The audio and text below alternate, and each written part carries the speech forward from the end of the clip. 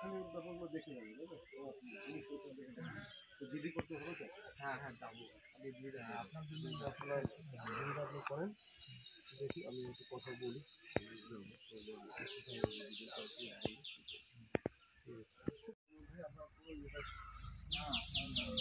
আরো ওইদিকে আছে ঘরের সাথে গোডাউনের সাথে বারান্দা ছিল, পরিষ্কার আগে এই একটা ঘরেই একটা ঘর থেকেই সব ঘরে লেগে যায়।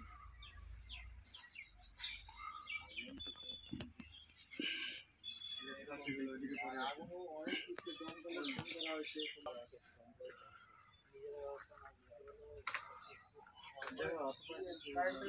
ওদিকে যান না, ওদিকে যান কেন? কানেকশন ছিল না। না ছিল, ওটা বুঝতে পারিনি কোথা থেকে কি হলো। এটা এখানে ওই বাল্ব চালানো হয় তো।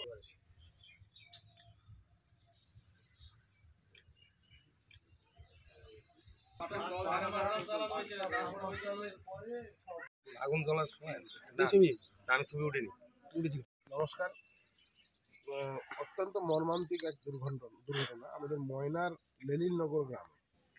এখানকার একজন গৃহস্থ পরিবারের আমাদের আছেন বড়রামদা এবং ওনার বাবা হচ্ছেন অমৃতলাল বিশ্বাস। ওনাদের বাড়িতে গতকাল রাতে হঠাৎ করে আগুনটা লাগে। এবার আগুন লাগার পরে বাড়ির মানুষ জানতে পারেনি, পাশের প্রতিবেশীরা জানতে পারার পরে যখন আগুন নেভানোর কাজ শুরু হয় ততক্ষণে বাড়ির যে ওনাদের যে মানে একটা গোডাউন এবং পাট এবং সেখানে ভুট্টা, গরু বাছুর সহ গবাদি পশু যেগুলো ছিল, মোটর সাইকেল থেকে শুরু করে যা যা ছিল সেই ইয়েতে সমস্তটাই পুড়ে ভস্মীভূত হয়ে যায়। এই মর্মান্তিক দর্শনের জন্যই আজকে এখানে এসেছি।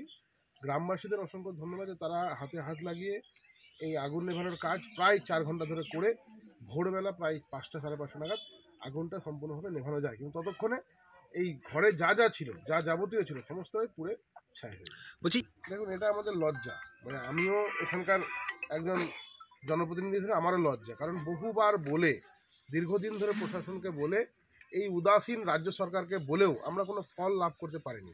বারবার বিধানসভাতে এই মানে কথা ওঠানোর পরেও শুধুমাত্র এক প্রতিশ্রুতিই পেয়েছি যে গাজল প্রায়োরিটিতে আছে। তো এই প্রায়োরিটি শব্দের অর্থ হচ্ছে যে প্রাধান্যতা, কিন্তু এই প্রাধান্যতা দিয়ে এই যে একের পর এক দুর্ঘটনা গাজলের মানে প্রতি বছরই হয়, ন্যূনতম 2-3টে তো হয়েই থাকে। এবং এই ধরনের এই যে মানে বিষয়গুলো সেটা আরও একটু সহযোগিতা হতো যদি ফায়ার ব্রিগেড তাড়াতাড়ি আসতো, তাহলে হয়তো এতটা ক্ষতি হতো না। কিন্তু মালদা থেকে আসতে গিয়ে প্রায় 45 মিনিট সময় লাগে।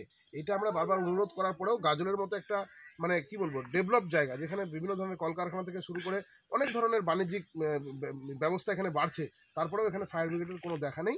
এবং আমরা বারবার এই প্রশাসন বা এই রাজ্য সরকারকে বলার পর আমরা ফেলিওর এখনও পর্যন্ত হয়নি, সেই জন্য আমাদের এই ভোগান্তি বাড়ছে। আমি অনুরোধ করবো প্রশাসনের কাছে, রাজ্য সরকারের কাছে, মাননীয় মুখ্যমন্ত্রীর কাছে, যেন তারা অতি দ্রুত গাজলের যে মানে ফায়ার ব্রিগেড সেটাকে যেন বাস্তবায়ন তারা করে, বা করলে গাজলবাসীর অনেক উপকার হতে পারে।